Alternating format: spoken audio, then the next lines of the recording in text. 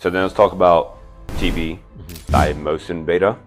So those two are paired often. We can talk about TB a little bit separately first. What's the primary kind of distinction between the two that makes them a little bit different or function differently as far as the mechanism in the body? And then we can kind of dive into maybe why you want to use TB separately from BPC or how you'd want to use them together. So Thymosin Beta-4 TB-500, it's basically going to help overall systemic inflammation.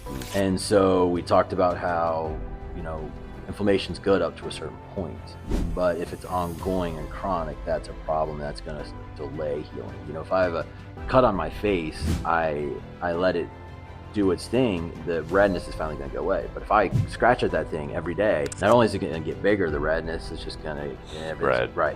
So when we've got things that are inflamed inside our body, we want to finally put out that inflammation, and so that Thymosin TB, I call it TB-500, that will help do that.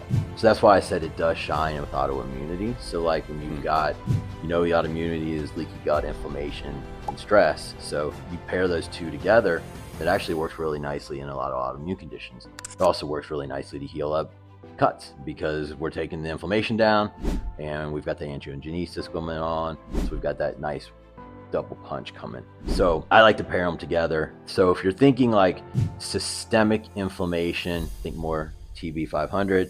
If you're thinking like I have an acute ache, pain, tendon, ligament, BPC is going to be your first go-to, but I like to pair together and you're going to get your best. And I believe just those two together are the Wolverine. And then maybe when you put GHKC with it, they call it Glow. Glow. Yeah. Okay. But we don't really categorize it like that at Atlantic, so I'm not really up on the lingo. It's more of like if you've ever heard the name. But you ever heard I think they use that in the underground clinics and terminology. Stuff. But I think Wolverine is those two together, and then Glow is when you add GHKC. Got it.